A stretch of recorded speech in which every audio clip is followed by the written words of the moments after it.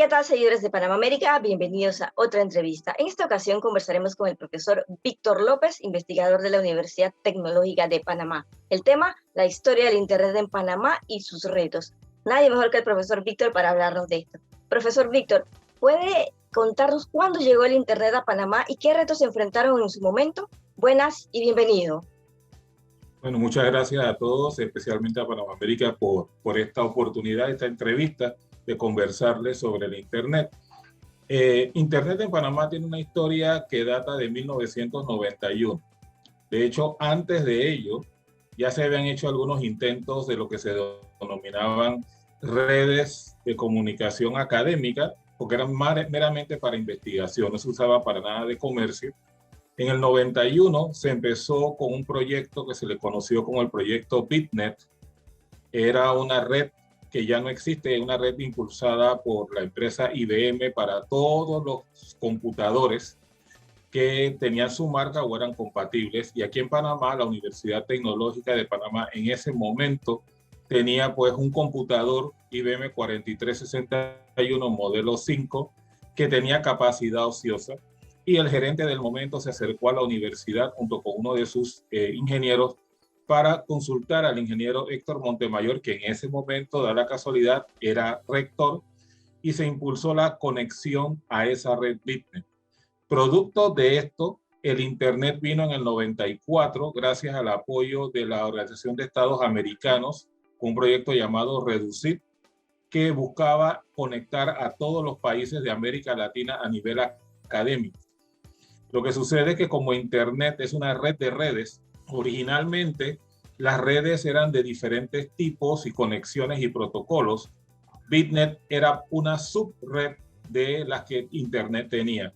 Entonces lo conveniente era evolucionar hacia el Internet natural y se conectó el 12 de agosto, ¿no? Se escogió una fecha interesante para Panamá, el 12 de agosto de 1994 fue que inició formalmente el primer nodo con el primer mensaje que fue enviado al mundo desde las instalaciones de la Universidad Tecnológica de Panamá cuando todavía estaba en los predios de la Universidad de Panamá, lo que se conocía como el edificio del Instituto Politécnico frente a la Facultad de Arquitectura.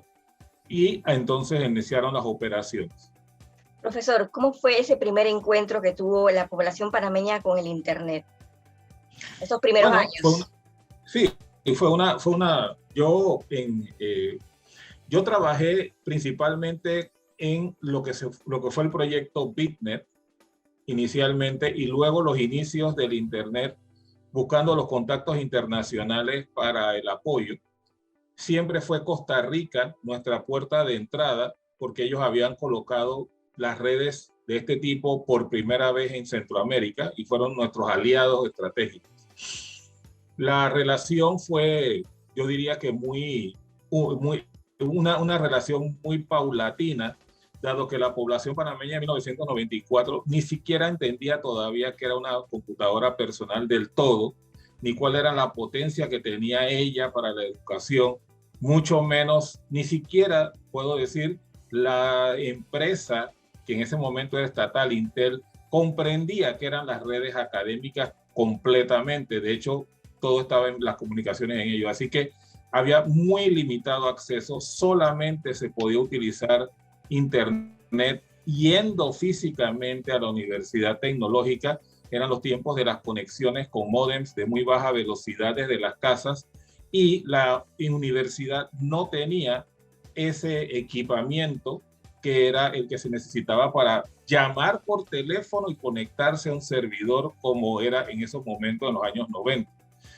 Posteriormente, sí, la Universidad Tecnológica, pues ya yo no era el director, yo me fui a hacer estudios doctorales y el director del momento hicieron los proyectos para colocar un conjunto de módems donde las personas se conectaban, pero de una manera muy limitada. El diario La Prensa buscó a la profesora Lidia Topping, porque es un equipo de personas, no soy yo el que inició esto, y la profesora Lidia Topping fue la que lideró el que por primera vez un periódico y luego vino el Panamá América y fueron evolucionando. Entonces, la relación de la población panameña es sumamente limitada, que todavía hay limitación. Yo creo que la pandemia nos muestra que nos falta mucho todavía por ser alcanzable para todo esto.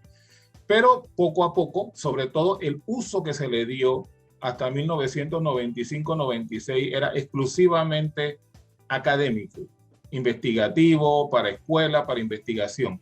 Las escuelas no tenían acceso a Internet en el 95-96. Eso vino posterior. Pero pienso que ha habido un proceso de educación, un proceso de alfabetización digital que ahora se tiene que enfatizar porque estamos redescubriendo el Internet. Yo creo que la pandemia nos ha llevado a eso. Profesor, ¿cuándo se podría decir que inició el boom entonces del Internet en Panamá, que ya la gente comprendía qué era el Internet? Bueno, yo regresé a Panamá de mis segundos estudios en Estados Unidos en el 99, justo para la reversión del canal. En los años 2000, 2001, 2002, todavía cuando yo regresé a la Universidad Tecnológica ya formalmente, no era de máximo uso ni el correo electrónico, ni los grupos de foros, nada de eso que yo había usado extensivamente durante los últimos 5 años, desde el 94 al 99 que estuve fuera de Panamá. Yo mantuve contacto con toda la administración de Internet y todas estas cosas y desarrollo. Así que yo diría que no es hasta el 2005 aproximadamente, o sea que no es mucho tiempo, donde empezó a masificarse. ¿Por qué? Sobre todo con la aparición de los teléfonos celulares. Cuando ya los teléfonos celulares incluyeron conexión a Internet, además de solamente llamar, o los SMS que se conocen, y la gente empezó a ver que podía usar en su momento aplicaciones para mensajería y para email, en ese momento fue que disparó el Internet en Panamá y yo diría que en la región. Fuera de Panamá tampoco es que hay que decir que no todos los lugares del mundo están conectados y tampoco en todos los países, ni siquiera los países desarrollados, incluyendo Estados Unidos, que viví casi 10 años allá, todos los lugares están conectados. Hay lugares en países desarrollados donde sencillamente la señal no llega. Pero en el caso de Panamá, yo diría 2005, 2006 en adelante, cuando ya la telefonía empezó a masificarse y por supuesto, ¿no? 2010, 2011, que yo estaba haciendo otras investigaciones con la National Science Foundation de los Estados Unidos y mis colegas, empezamos a ver globalmente más el uso de Internet, sobre todo para la parte comercial. La parte educativa vino después. ¿Por qué razón la parte comercial? Porque en el 95 había empezado lo que se llamaba la revolución de las .com. Sabemos que los dominios son .com, .go, de todo, ¿no? .tv ahora. Las .com fue el uso de tratar de utilizar Internet para comercio electrónico. Pero ellas fracasaron porque la población no tenía la cultura, entonces no consumía los servicios. El regreso con el celular, 10 años después, al 2005, fue lo que marca que empiece a usarse comercio electrónico, las transacciones, ya se empieza de banca en línea, y bueno, el resto es historia, y ahora no podemos vivir casi sin ello. Profesor, en este sentido, ¿considera usted que para la población es más fácil conseguir o adquirir un teléfono celular que un equipo, digamos, de computadora, y que ello influyó en eso que usted menciona? Es correcto, porque si bien los equipos son de diferentes gamas y capacidades, es prácticamente, a menos que la persona no quiera tenerlo, o realmente bien limitado, que no tenga ya el servicio de data. Entonces eso está llevando a que las personas adquieran como primer equipo, sobre todo dependiendo de la capa, el nivel social en que se encuentre, que lo primero que adquiera sea un celular. Al tener un celular, ya la persona empieza a pensar en WhatsApp. No por nada especial, sino que sencillamente empieza a decir, bueno, yo puedo tener mensajería, puedo hacer cosas. Y hay una proyección desde hace por lo menos 30 años que el celular se va a convertir prácticamente, y lo es ya, en tu televisor, tu arma de trabajo, tu punto para aprender. Entonces, al ir evolucionando de una manera que quizás no ha sido muy estructurada en nuestros países, pues las personas han ido moviéndose al celular como su centro de atención y comunicación. Y el Internet, pues prácticamente es la base para todo esto.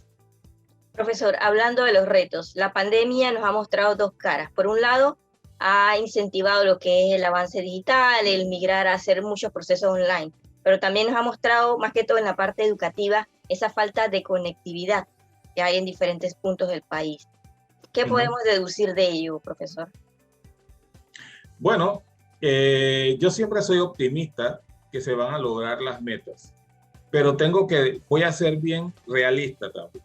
Primero, a nivel global siempre se habla de que nadie se quede atrás. Y eso está muy bien. Y yo coincido con la ministra de Educación, con el director de la IG, que nos conocemos todos. Pero hay una realidad. En el avance de la humanidad siempre hay gente que se ha quedado atrás. Eso es como decir que en la pandemia nadie iba a morir.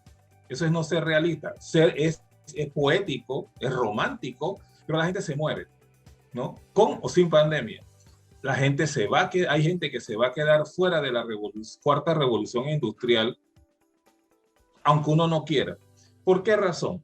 Porque para poder lograr que todos tengan internet, tiene que haber conectividad distribuida en todo el territorio nacional. Tomemos solamente Panamá. Y hay áreas que son es altamente costoso el llevar el internet para allá.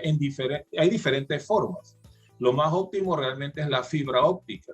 Pero tendría que tirar fibra óptica a la montaña para la última casita que está ahí arriba. Definitivamente eso no va a suceder, a menos que el Estado, y que lo ha intentado a través de su programa de Internet para Todos, masifique y trate de colocar repetidoras y conectividad, pero nunca va a haber suficiente recurso económico para satisfacer a todos. ¿Por qué? Porque hay una característica. El Internet, como muchas otras cosas, mientras más tú le das capacidad a la gente, más va a consumir y inmediatamente lo va a rebasar, porque el ser humano es así.